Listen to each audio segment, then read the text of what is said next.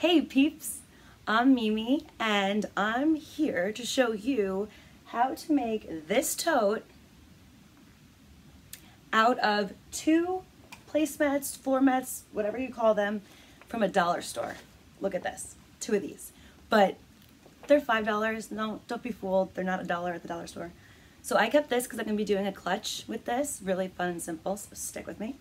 But what you do, if you're not a sewer, that's totally fine, you can wing it. I love to figure out how to make things. I kind of have like this weird issue with dollar stores, like I go wild.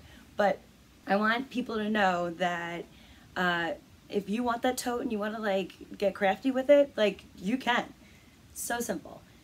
Start off how big you want your front piece, okay? You figure that out and you make 2. So your front and your back. And always remember that whatever piece you cut out needs a little bit more room. So when you attach them, it's called a seam allowance. So it could be like a 1/4 or like a 1/2, but just know that you need to always cut it bigger before you sew, because your piece is gonna get smaller and smaller and you're gonna be like, oh snap, mess it up. I made the ding dong move of saying, oh, this looks pretty, and I sliced it, and then since it's a woven, it started unraveling like crazy. And to have that stop, all you do is do a zigzag stitch across. It's kind of hard to like really like maneuver it in, but it saves it. It's okay. Make it work. No biggie.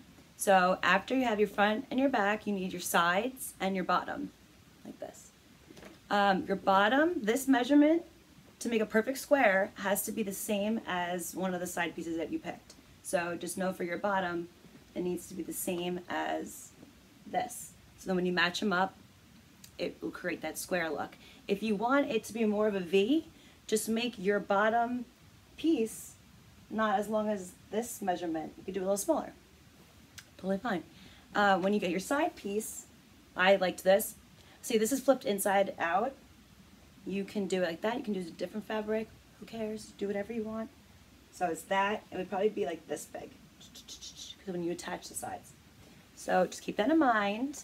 And next part is sewing. You sew the bottom last. So then you sew the 4 pieces. You need to do front to a short side piece, back, whatever. So then you have somewhat of like a circle looking thing like this.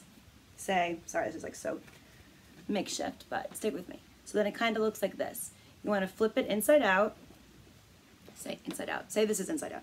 Then you take your bottom piece and you attach around. And I use those clippy, you know, like office clips. Those are great.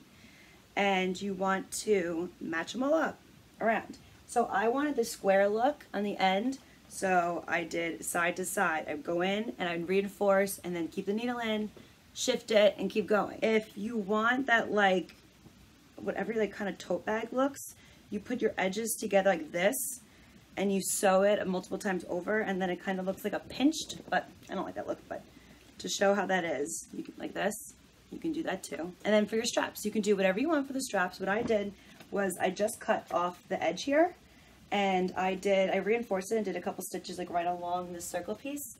It looks like it's unfinished, but it actually, it's secured, and it is. I liked that. You can braid it. You can cut like 3 slivers and braid it, and back stitch at the top and the bottom to create a braid look. And then just make sure to like really secure it, because if this is a bigger bag, you're going to be holding a lot more stuff, right?